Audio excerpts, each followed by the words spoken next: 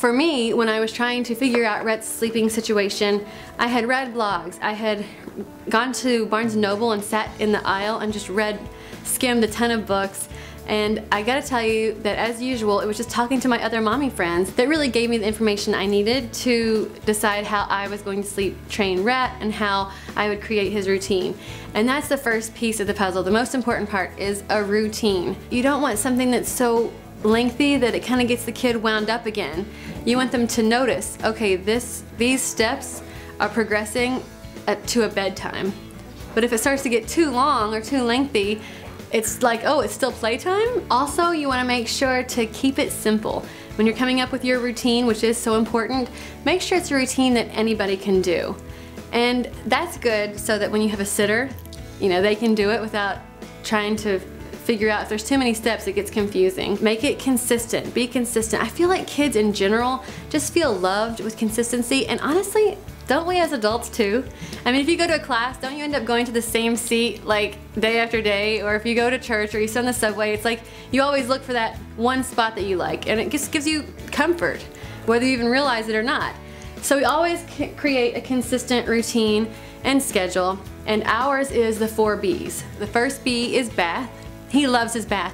Even if he's exhausted down here rubbing his eyes, Jared puts him in the bath and he's hooting and hollering up there. He's like scooting all around. Rhett loves his bath. This is just a suggestion that you may or may not use, but right before you put your baby into the bath, one thing that we've done is set him on the potty.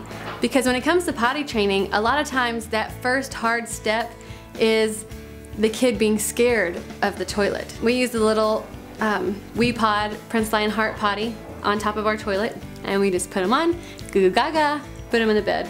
Hopefully, I'll tell you in a year if that actually helped Rhett with potty training or not, but that's something that we're trying. After that, Jared puts on his jammies and his lotion and everything and passes them to me.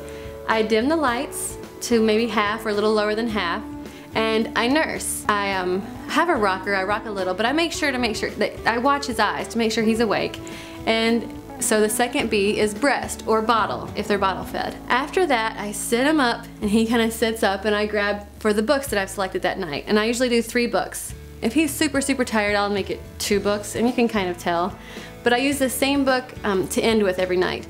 The one we use is In My Jungle, and it has a little finger puppet. It's a monkey, and Rhett giggles every time. Even if he's half asleep, he sees that monkey and he's like, hee hee, which is really funny. So the third B is books, and then I put the book down, pick him up, and I say, okay, we're gonna go night-night. And I lay him in his bed. So the 4th B is bed. I lay him down and I grab his chickie. It's a little lovey he has. And I take the chickie and I put it on his nose like this, and I say, okay, good night. Your chickie loves you. So does your mommy. And he kind of is like half out of it, right? But he's giggling. It's like a loving moment. So I'm not just, peace, later, mom's gonna go watch, catch up on TV. It's still a loving moment. I turn around, turn the lights all the way off, come back to him, put my arm through the rail, kneel down, and I sing him Jesus Loves Me. It's a quick 30-second song. You could pick any song that's about 30 seconds.